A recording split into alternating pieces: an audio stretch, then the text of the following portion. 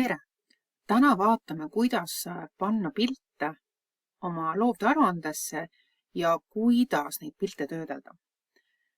Mina tahan pilti panna siia teksti keskele ja selleks ma pean panema siis hiire sinna kohta, kuhu see arvuti pildi paneb. Ma löön siia ühe tühja rea ja nüüd hiir jääb siia vilkuma ja kui ma annan talle käsu, siis see pilt pannaksegi siia hiire vilkumise kohale. Selleks, et pilti panna, lähen ma menüüsse, valin sisesta ja siin on pilt. Nüüd ma saan kahel variandil pilte lisada. Kas sul on pildid kusagil arvutis, siis me valime selle, et laadi arvutist üles ja siis sa pead pildi otsima, kus kohas ta sul arvutis on. Meil on aga kokkulepe, et te olete pildid pannud oma loovtöö kausta, piltide alamkausta ja sellisel juhul saame valida siit Drive'i, sest pildid peavad sul juba seal pilves olema. Nüüd sa näed, tekkis mulle siia kõrvale aken.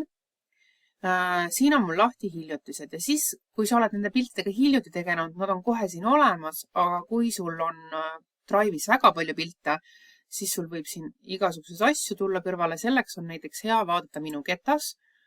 Sa tead, et sul on loovtöö kaustas piltide kaust ja siis ma saan konkreetse kausta ainult oma loovtöö piltidega lahti. Ja siis ma võtan selle pildi, mida ma soovin, klikin sellele pildile ja siit sealt näed, tekib nupp sisesta, vajutan selle ja pilt on tekkinud mulle siia loovtöös sisse.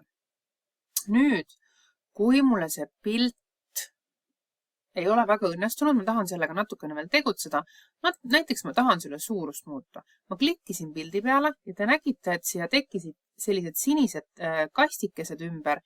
Nüüd ma saan siit nurgast venitades seda pilti kas suuremaks või väiksemaks teha. Vahel aga võib teil juhtuda, et teil on vaja pilti lõigata, sest praegu sa ainult suurendasid seda. Lõikamist ehk kroppimist saad teha selle tööriistaga. Aga vaata, kui ma klikin teksti sisse, siis siin üleval seda kroppimise tööriista või lõikamise tööriista enam ei ole. Selleks, et see nähtavale tuleb, pead sa klikkima pildil, et sul tuleb see pildi aktiivsus esile ja siis sa saad selle lõika pilti vajutada ja nüüd sa saad siit nihutades valida, millise ala sa pildist alles jätad ja kui sa oled selle valiku teinud, vajutad enterit ja sa näed, sa oled pilti lõiganud, mitte suurendanud või vähendanud. Ja kui sa soovid järgmist pilti teha, valida, siis on üsna sarnane. Ma soovin siia vahele, löön enterit ja veel ühe korra, sest ma soovin siia pilti saada. Mul hiir vilgub siin, võtan sisesta, pilt, Drive ja tal on juba meeles, et tal on see kaust lahti, kus ma käisin.